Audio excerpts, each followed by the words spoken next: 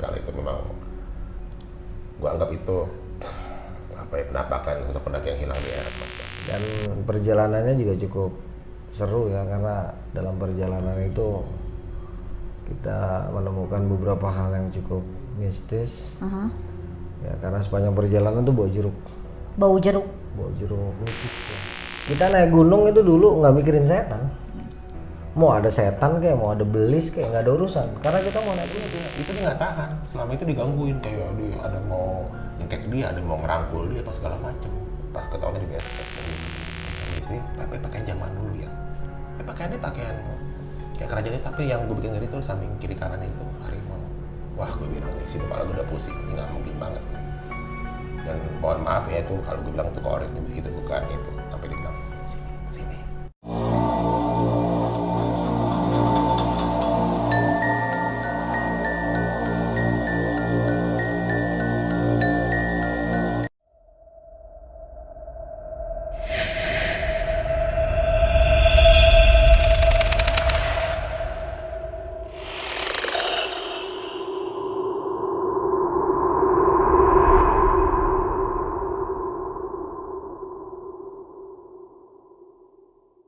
Oke teman-teman, selamat datang di Spiritual Journey. Balik lagi bersama gue Alia. Yang belum subscribe, jangan lupa di subscribe, like, komen, dan share sebanyak-banyaknya. Kali ini gue lagi ada di base campnya Bang Arya Sena. Gitu. Apa kabar Bang? Alhamdulillah sehat. Dan gue nggak berdua aja, ada satu lagi. Ada Bang Heru Survival. Apa kabar Bang Heru? Baik. Alhamdulillah. Jangan lupa ya teman-teman pada plototin juga channelnya Bang Arya Sena sama Bang Heru Survival. Nanti linknya aku taruh di bawah. Oh nih Kang Arya, Bang Heru. Ini aku mau ngiklan buat teman-teman yang mau sponsorin untuk Kang Arya atau Bang Heru buat naik gunung. Boleh nggak nih? Boleh aja Mas. Boleh ya, gitu tuh buat teman-teman yang mau bareng naik gunung sama Kang Arya sama Bang Heru, mereka siap nih kalau disponsorin, ya kan? Nah, jadi kalau buat teman-teman yang mau sponsorin buat mereka buat naik gunung, langsung aja DM di Spiritual Journey atau DM di Heru Survival atau DM di YouTube-nya di Instagramnya Bang Arya Sena. Nanti linknya semua aku taruh di bawah. Oke teman-teman, malam ini kita bakal ngebahas tentang apalagi kalau bukan gunung kalau bersama mereka berdua ya nggak? Yang sudah terkenal dengan cerita-cerita pendakiannya. Oke, untuk malam ini kita bakal cerita tentang Gunung Kerinci. Gimana? Kan Jawa mulu bosen nih.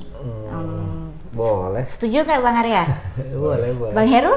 Boleh. Oke. Satu kata buat Kerinci kalau dari Bang Arya Sena. Edan. Kalau Bang Heru? Gunung tertinggi nomor 2 di Nusantara. Dan tingkat kesulitannya juga sangat edan juga. Edan ya, benar kata Bang Arya ya. Nah, di sini gue bakal nanya sama mereka berdua apa sih kesan-kesan mereka nih naik Kerinci kan. Dua orang ini kan pasti punya sejarahnya beda-beda ya di pas naik Kerinci. Kita mulai dari yang mana nih? Bang Heru? Apa Bang Arya? Mas Heru lah, jelas. Jadi kalau Gunung Kerinci itu memang salah satu gunung tertinggi di Pulau Sumatera. Oke. Ketinggian 3.805 mdpl ya. Dan Gunung Kerinci itu memang bukan untuk pemula. Oke. Dan waktu itu ada Gunung Kerinci itu sempat gagal ya. Karena gagal kenapa? Waktu itu di tahun 97 mau naik, terkendala waktu itu ada operasi SAR, jadi ada 2 pendaki yang hilang. Ada kok beritanya di Google apa segala macam. Kemudian pas di tahun berikutnya lagi tahun 98 ya. Baru naik Dan pertama kali. First time ya? First time. Oke. Sampai puncak juga. Sampai puncak. Dan memang udah pernah gue ceritakan di beberapa YouTube channel itu. Di kala itu memang gue anggap itu penampakan sosok pendaki yang hilang di era tahun 90-an. Oh, oke. Yang hilang itu di tahun berapa? 97? 97 ada, 90 ada. Oh. Berapa kali berarti Bang? 91 ya, kalau nggak salah 91. Banyak itu, banyak orang yang hilang. Banyak, ada juga tahu. Sampai di area tahun 2000 juga ada yang hilang juga ya. Ada. Oke. Kalau Kang Arya Sena naik ke Kerinci tuh tahun kapan? 2001 ya. 2001. Berapa kali Bang udah naik Kerinci? Baru 2 kali sih. Baru 2 kali ya? Yang ya 3, cuman yang kedua itu cuma nongkrong di base camp aja. Oke, sampai puncaknya? 2 kali. Sampai puncaknya 2 kali, yang satu enggak ya. Kalau Bang Heru naik Kerinci berapa kali? Naik Kerinci 2 kali juga. 2 kali juga. Dua-duanya sampai puncak? Dua-duanya puncak. Wow. Satunya lagi ke itu aja ke apa? Danau Gunung 7. Danau Gunung 7. Iya. Gunung 7 dibilangnya. Gunung 7. Itu tempat wisata itu, Danau Kerinci, Danau Gunung 7. Bagus pemandangannya, itu doang. Oke. Coba nih aku mau denger tentang ceritanya Bang Arya Sena pas lagi mendaki. Dari mulai di bawah sampai ke pos selanjutnya. Ya di tahun 2001 itu di bawah ya kita nggak ketemu orang ya. Dulu juga mungkin Mas Heru tahu nggak ada tempat pendaftaran. Ada posnya tapi ya jarang ditungguin sama polhutnya. R10 itu dulu masih rumah jelek, rumah kayu ya Mas ya. Kadang ditungguin, kadang enggak. Jadi waktu itu kita cuma daftar sama tukang bakso malah. Di bawah tuh? Di bawah, terus kita jalan kaki dari Tugu Macan sampai ke Pintu Rimba itu. Belum ada ojek waktu itu. Belum ada. Tugu Rimba loh. Jalan kaki kira-kira makan waktu berapa jam tuh Bang Heru? Kalau ke Tugu Rimba, ke Pintu Rimba ya paling 1 jam ya Mas ya. 1 jam jalan kaki lumayan berarti. Ya, aspal lagi. Waktu itu Bang Arya sama siapa? Berdua, bertiga? Dulu gue berempat ya, gue Tegek, Batak sama Komeng. Oke. Memang niat mau mendaki ke situ mau cari apa nih? Mau cari cerita? Apa mau jalan-jalan doang? Ya emang mau naik gunung, soalnya kan dulu belum ada medsos ya. Jadi memang kita naik gunung ya naik gunung, bukan untuk keperluan eksistensi di medsos kayak sekarang ya. Yes. Kalau sekarang ya berkahnya kita menikmatinya sekarang. Dulu kita naik ya naik, just for hiking. Oke. Emang pecinta alam ya? Iya, memang mau naik, memang mau mendaki gunung, bukan mau yang lain-lain gitu. Dan perjalanannya juga cukup seru ya, karena dalam perjalanan itu kita menemukan beberapa hal yang cukup mistis. Ya, karena sepanjang perjalanan tuh bau jeruk. Bau jeruk? Bau jeruk nipis ya. Sedangkan dalam legendanya itu ada dalam beberapa cerita konon ya, disampaikan oleh beberapa orang dari orang-orang Kerinci ya, Kincai. Itu mengatakan kalau ada bau-bau jeruk itu katanya ada datu. Ada datu. Ya, sedangkan gue nyium bau jeruk itu mulai dari lepas. Kalau sekarang tuh pos 3 ya, dulu tuh pos 1. Sampai ke puncak Kerinci tuh nyium bau jeruk. Oke. Berarti sepanjang jalan kayak berasa ditemenin dong bau jeruknya itu? Ya kita nggak ada yang sadar, cuman kalau itu ternyata sesuatu ya. Tapi mulai sadar ketika kita lepas batas vegetasi ke Tugu Indra. Tugu Indra bener Mas ya? Puncaknya Puncak Indrapura. Nah, Tugunya Tugu siapa sih? Tugu Yuda. Tugu Yuda ya. Kita mulai sadar di Tugu Yuda itu kok masih ada bau jeruk nipis ya, padahal di situ udah nggak ada vegetasi. Tapi ya nggak ada ceritanya pendaki takut setan. Kita naik gunung itu dulu nggak mikirin setan. Mau ada setan kayak mau ada belis kayak nggak ada urusan, karena kita mau naik gunung. Kalau kita di jalan ketemu yang aneh-aneh ya risiko dalam perjalanan gitu. Dan berkah sekarang kita bisa cerita gitu. Kalau dulu mau naik Kerinci itu mungkin Mas Heru tahu, yang kalau kita nanya literasi sama orang kampung yang didengar ya itu tadi Uhang Pandak, Datuk, manusia harimau, harimaunya, ataupun dedemit jurik-jurik yang lain lah. Tapi yang nggak ada urusan gitu. Oke, aku mau tanya nih, harimaunya berarti memang ada sosok, bukan sosok ya, berarti emang ada harimau beneran nih? Ya ada harimau Sumatera itu sarangnya, tempatnya. Tempatnya harimau Sumatera, habitatnya. Makanya memang di Gunung Kerinci itu memang kalau kita ada pos 1, 2, 3, kita nggak boleh situ, nggak boleh lama-lama di situ. Karena memang jalurnya dia. Harimau itu? Iya. Harimau Sumatera. Harimau beneran. Harimau beneran, nyata. Nggak boleh bermalam juga nggak boleh. Jadi ada tempat khususnya tuh kalau emang mau lihat harimau dulu area Sungai Kering. Iya Mas ya. Tapi sekarang kayak udah ditutup akses ke sana. Dulu ada. Jadi di pintu rimba tuh ada 2 jalur. Satu Sungai Kering, satu Puncak Kerinci. Nah kalau mau lihat harimau tuh kita lewat jalur Sungai Kering. Tapi ngeliatnya pas mau maghrib kan dia turun tuh ambil Harimaunya? Iya, nyari Dia kan nokturnal, nocturnal. makhluk malam. Bisa lihatnya pas jam 5-an mau ke jam 6. Tapi itu juga harus bawa pawang Mas ya. Oh iya. Kalau enggak selesai kita. Iya, jadi makanan kan? Ya jadi cemilan. Gokil. Pantesan ya Kerinci itu termasuk yang jarang ada cerita tentang Kerinci, cuma sebagian-sebagian aja. Ternyata mungkin orang mau naik Kerinci tuh mikirnya di situ kali ya. Di harimau itu ya. Untuk masalah hantu, iblis kata Kang Arya, nah itu memang ada resiko sebagai pendaki. Justru yang kita takut ya itu, yang nyata itu. Iya bener. Yang bisa nyabik-nyabik gitu. Iya, lapar caplok, gak ada negosiasi itu. Nggak ada negosiasi. Iya bener. Kalau nggak iblis, ya mohon maaf nih kali kita baca doa kan. Itu nggak ada negosiasi itu. Kalau ini nggak ada cerita. Nggak ada cerita itu. Kita lari kencengan dia, Iya, kita naik bener. pohon jagoan dia. Iya gitu kan. bener. Emang habitatnya di situ. Ya mungkin Kerinci sekarang beda Mas. Sekarang Kerinci udah kayak pasar kaget. Oh iya, udah ada shelter bangku panjang, lihat tadi. Nah terus kemanain tuh harimau-harimaunya? Ya mungkin mereka lebih kedorong lagi ya. Konflik manusia dan harimau itu kan, ya contoh di Dempo kemarin kan. 2019 itu kan konflik manusia harimau kan makan korban 2 atau 3 orang itu. Sampai ditutup karena harimau ngamuk. Sampai harimau turun ke ladang warga. Oh alah. Karena ya habitat mereka ya dirusak lah perambahan hutan untuk Perambahan apa? hutan. Untuk perkebunan. Itu. Ya kelaparan ya diturun ke bawah, dia kelaparan Oh gila. turun ke bawah. Iya bener sih, hororan itu. Itu juga horor.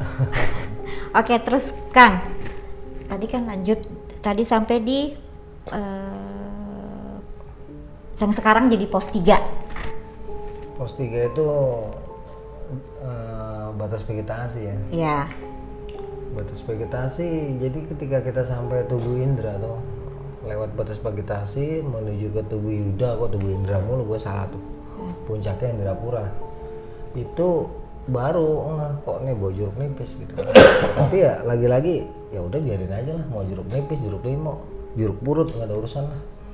Situasi buruk tapi ya kan kita punya tekniknya ya, ngebaca situasi, ngebaca medan, terus bagaimana meninggalkan jejak langkah kita supaya nanti ketika kembali kita bisa ngerunut Oke. jalur yang sudah kita lalui melalui marka kan. Jadi kita bikin marka walaupun cuaca saat itu buruk tapi kita tetap naik. Alhamdulillah kita sampai puncak.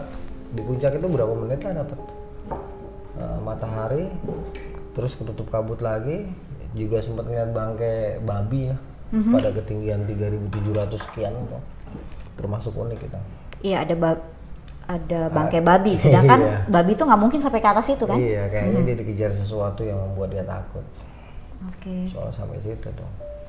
Dan memang karakteristiknya ketika 2019 tuh berubah udah ya, dalam artian adrenalinnya untuk naik Kerinci tuh udah berubah, udah nggak kayak dulu ya.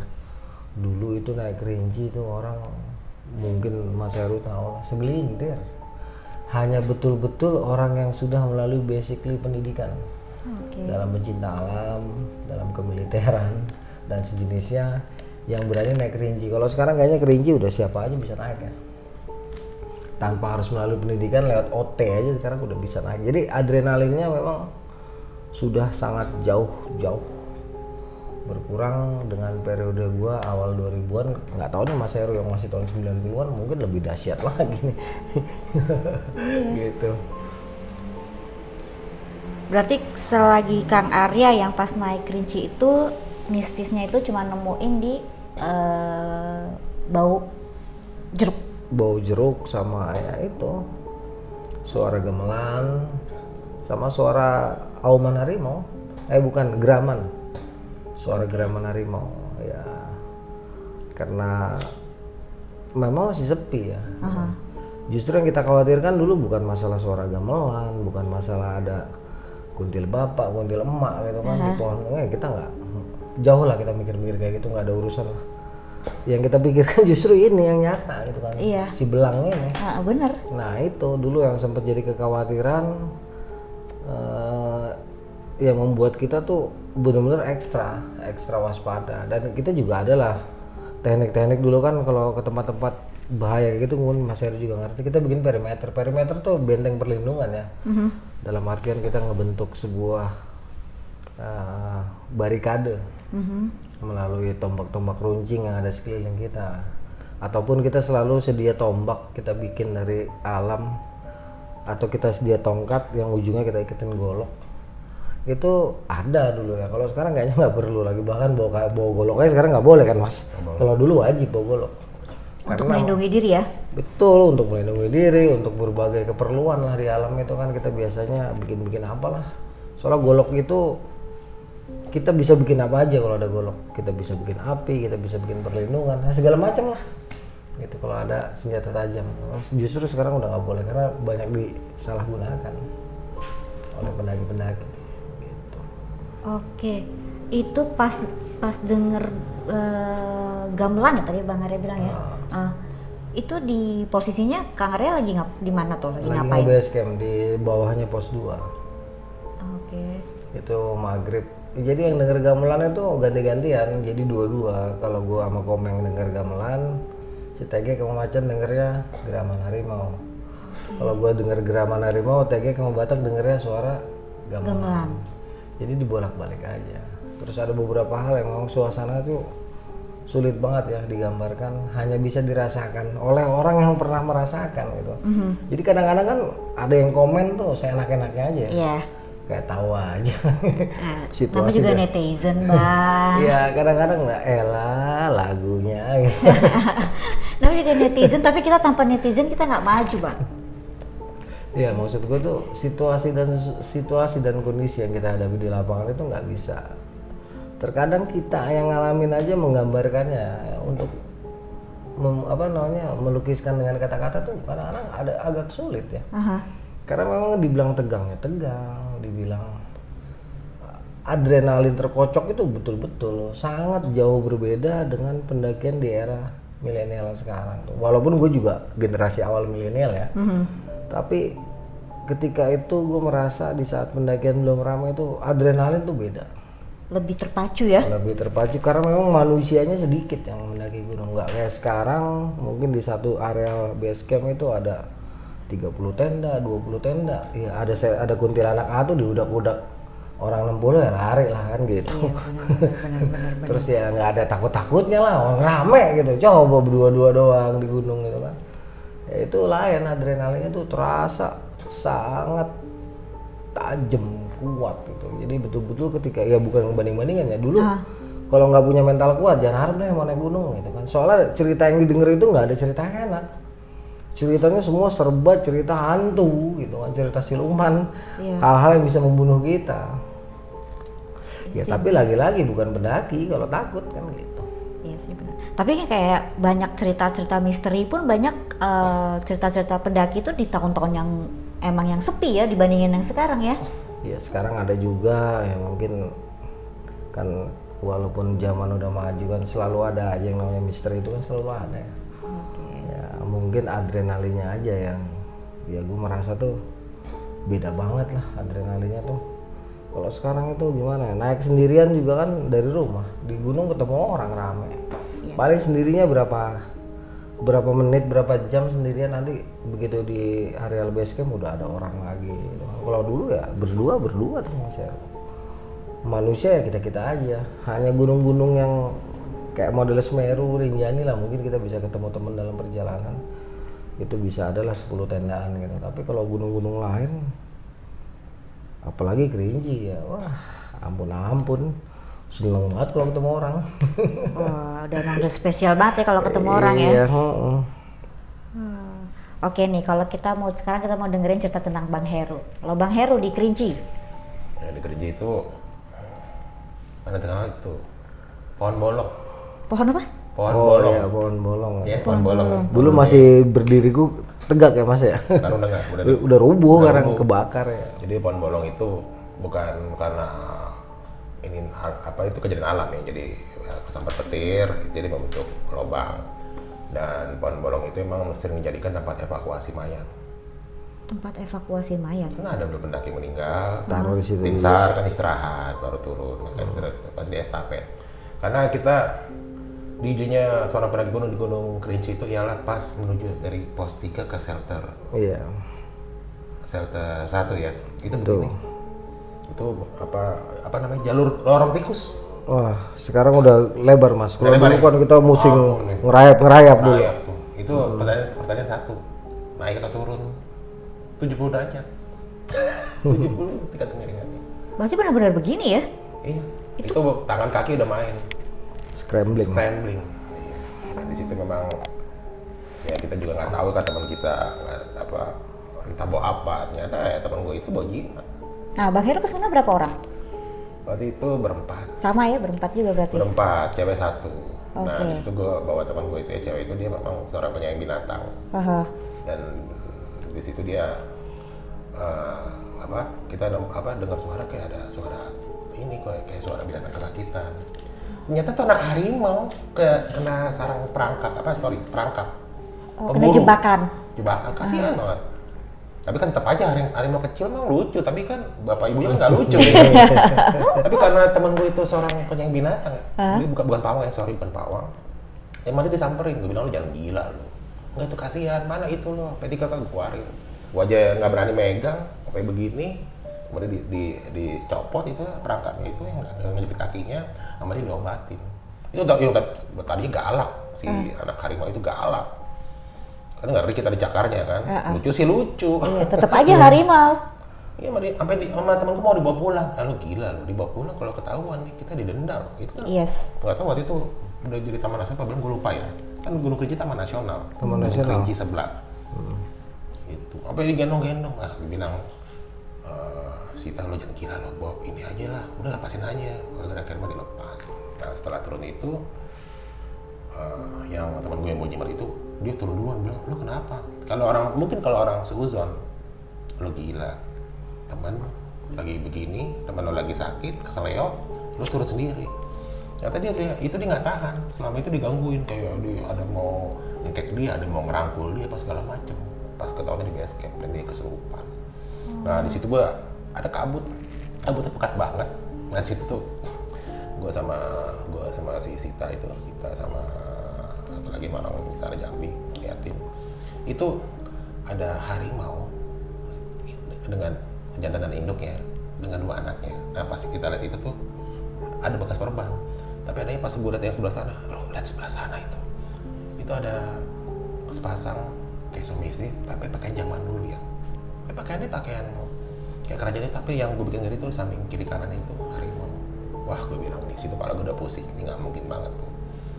Dan mohon maaf ya itu kalau gue bilang itu korek itu bukan itu. Sampai dia bilang sini, ya ikut. Oh manggil. Sampai gue tunjuk lo bukan teman gue, lo bukan siapa-siapa. Gak lama gue ada nenek-nenek. Diminta, kan gue dikasih tuh nggak tahu dari kauni itu apa, gue kasih tuh kayak bungkusan kayak daun sirih itu apa, kapur apa gitu. Lu dapat dari mana? Apanya? Itu yang dia minta, kan dia minta. Itu panjang ceritanya tuh, sebelum gue kerja emang mampir dulu. Oh, Panjang ceritanya okay. itu panjang. Kalau kamu ada ini tenda, kamu kita lempar atau ditaruh, kasih. Nah itu terjadi kayak perdebatan. Kalau itu dipanggilnya sabai, nenek itu sabai, dalam bahasa Padang, dalam bahasa Sumatera. Itu tuh. Sampai gue pulang naik bis aja, dia di belakang ngikutin. Yang nenek-nenek itu? Bukan anak yang sepasang suami istri itu. Oh yang itu. Sebelahnya pak ada macan? Nah itu, di situ. Jadi lo tau kan, Mak, kita lihat tuh kan ada. Iya, kayak gini nih, seujung-ujung mata ya. Seujung mata. Yang gue sama teman gue tuh bukan takutnya bukan sosok yang itu. Yang ini nih harimau itu. Iya. Ya mungkin komunikasi dengan binatang nggak ngerti teman gue. Mungkin ya anaknya bilang itu yang nyelamatin, mungkin dalam bahasa binatang. Iya. Itu paling ngeri itu tuh. Udah keringet jagung, udah mau kencing di celana. Iyalah. Tapi nggak lama kemudian dia jalan. Nah yang itu sosok yang gaib itu. Itu kena kabut kita, itu berhenti. Kabut. Setelah hujan kabut kelabu pekat. Bukan kelabu pekat lagi, kayak kalau hitam itu, kayak hitam. Orang tambal ban gimana sih, bakar ban. Bakar gitu. ban. Oke. Nah itu benar situ pusing tuh, di situ gua. Langsung gua duduk, ini ada apa nih, gua bilang nih. Akhirnya akhirnya ingat cerita yang dari Kak Uni. Kamu kalau udah kayak gitu, jangan sampai kamu ketemu, ini kan banyak nyaru.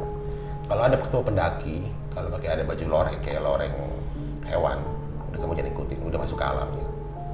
Mitosnya kan begitu, yang pohon besar itu kerajaan Kaime itu, katanya begitu. Dan akhirnya singkat cerita sampai ke base camp, temen gue tuh kesurupan bener, ternyata dia bawa jimat. Tapi nggak boleh, bang, udah dibilangin orang di bawah nggak boleh. Sama kuncen di bawah lah, zaman dulu kan belum ada simaksi. Iya, belum ada. Potut gitulah, perhutani. Juga tuh. Iya. Dan waktu itu di Gunung Kerinci itu, wah itu gue nggak menganggap, maksudnya nggak menganggap, wah sosok ini yang temen gue ini yang hilang di tahun 91. Ya mohon maaf gue nggak bisa sebutin ya. Tadi mungkin udah kesebut, tapi gue nggak percaya itu Korin. Nggak mungkin dia. Dan emang dia hilang dan pencariannya sangat besar sekali di kala itu ya, di tahun 90-an. Memang hilang di situ ya?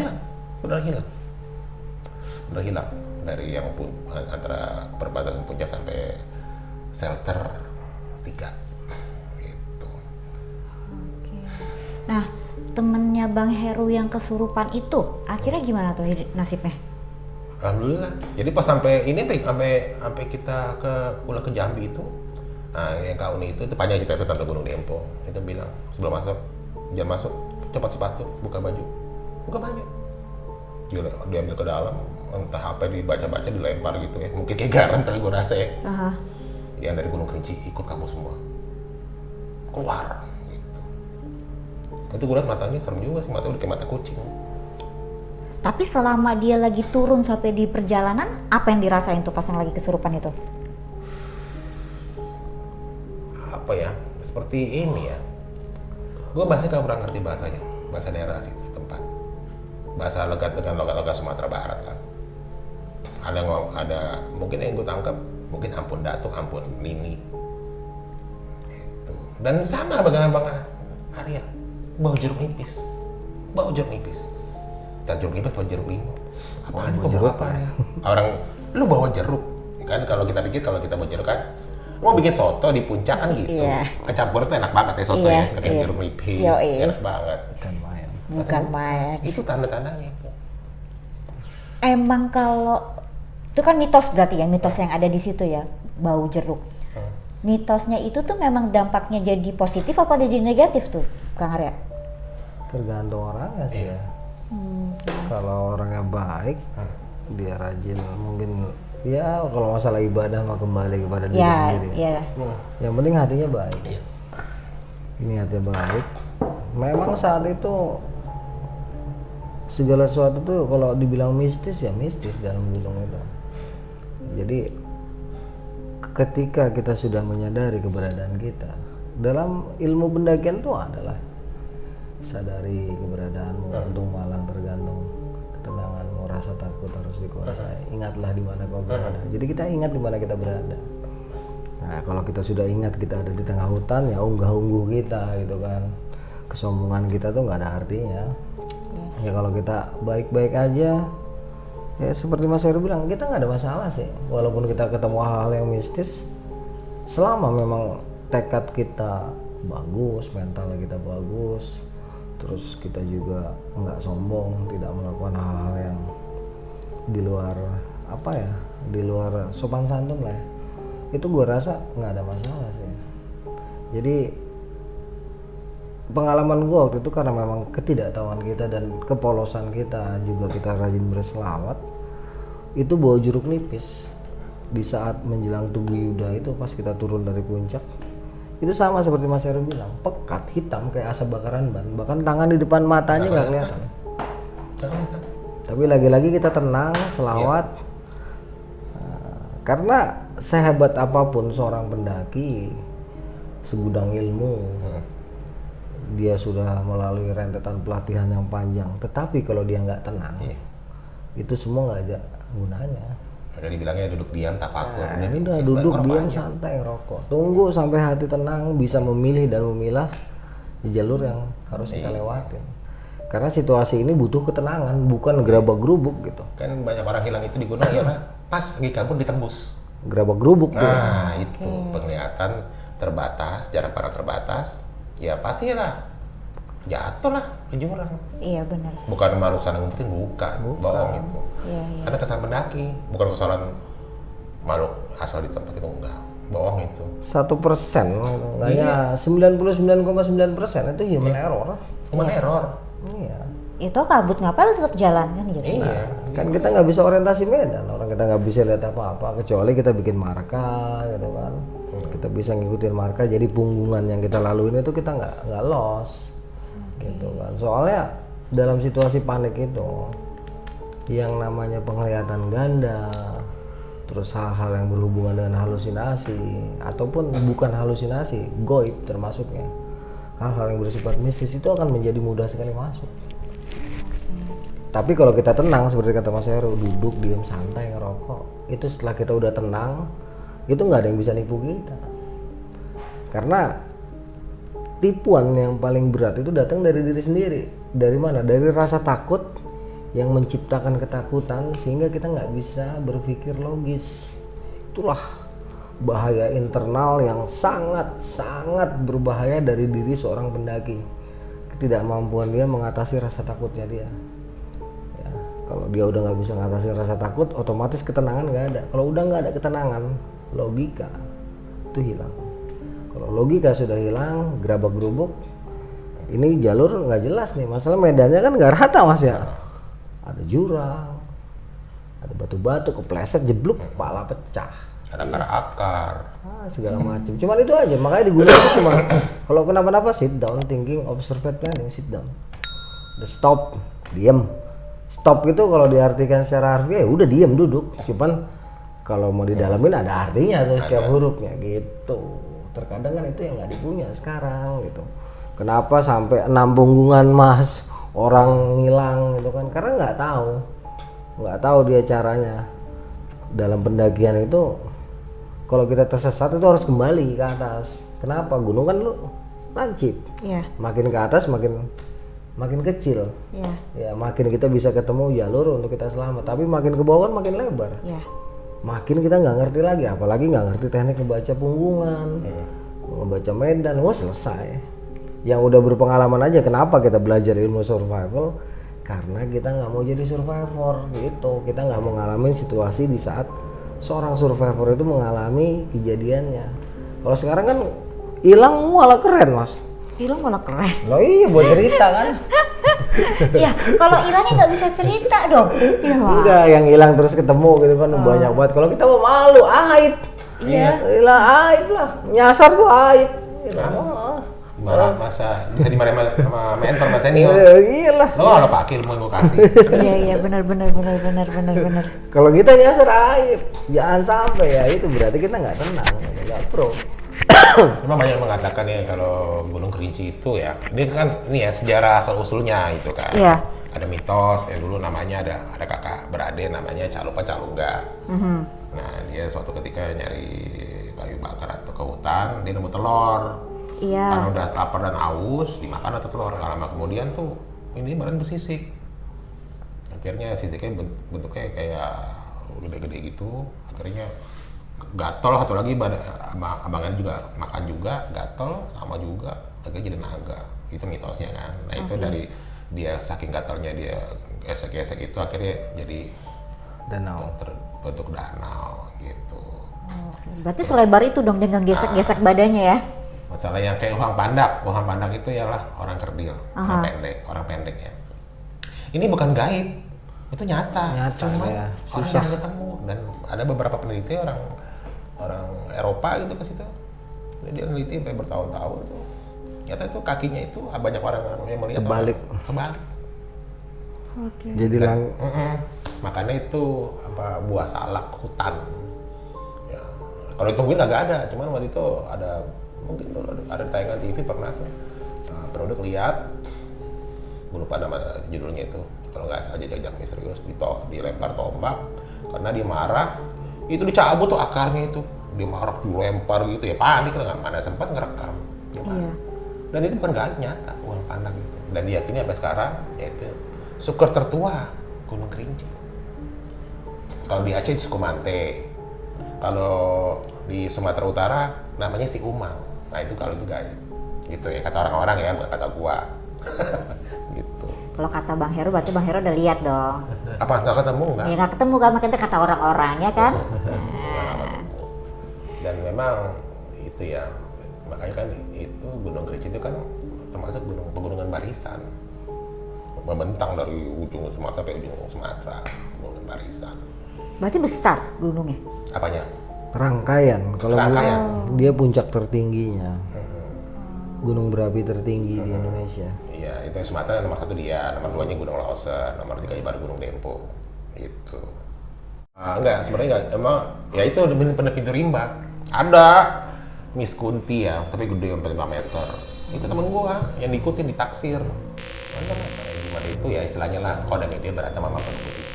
Yang sosok itu, tanya lu diambil. Dan waktu yang dulu pencarian itu udah dijadikan pangeran dari kerajaan. Suka nggak suka ya, mendengar cerita pengalaman kita itu memang ada, cuman satu, tidak semua orang diberikan kesempatan untuk bisa melihat. Hanya ada yang bisa merasakan. Yes. Yang beruntung ya bisa melihat dan merasakan gitu kan. Ada yang cuma bisa mendengar gitu. Ada yang nggak sama sekali. Semuanya itu serba beruntung gitu kan. Masing-masing punya kelebihan dan kekurangannya.